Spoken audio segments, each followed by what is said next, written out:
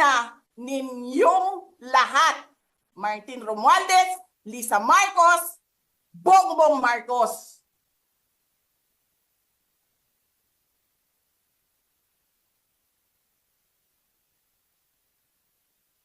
Ginigit-git nyo yung mga tao ko dyan sa envelope na yan. Lisa Marcos, naalala mo? Nagpadala ka sa akin ng video? Sinabihan mo ako saan kukunin ang pera.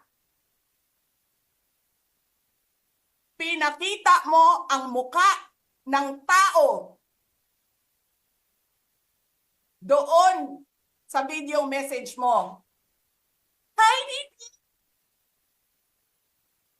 This is she's been working with us for the longest time. We trust her. You sent me written instructions about money. Millions a month. Anong nakalagay doon sa envelope? DepEd. Anong ginawa ko? Binigay ko sa DepEd. Putak na mukha.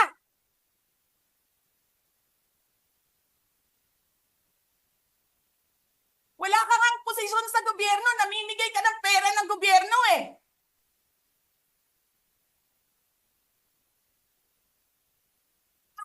Sisirain mo yung tangal ng mga kasama ko sa Office of the Vice President.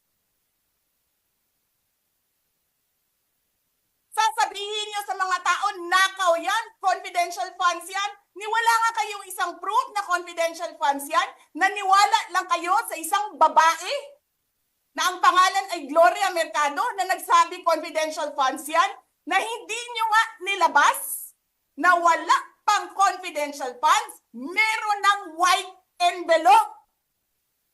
Kasi 2022 pa lang, tangina mo ka, may utos na ng pera sa DepEd. Tapos kami yung nagsisinungaling? Nagpipigil ako eh. Kasi gusto ko lang magtrabaho. Gusto ko lang tapusin nyo na yung ng show ninyo dyan sa House of Representatives para makabalik na kami sa trabaho namin.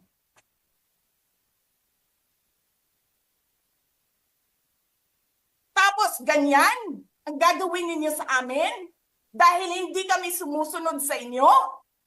Dahil ayaw na namin tumulong sa inyo?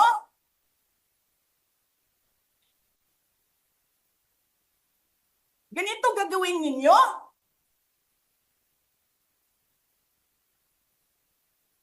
Presidente ka, may speaker ka na involved sa bribery ng Supreme Court justices. May video, may kaso, may witnesses. Hindi mo tinanggal yung speaker mo. Pinabayaan mo siya abusuhin ang pera ng bayan.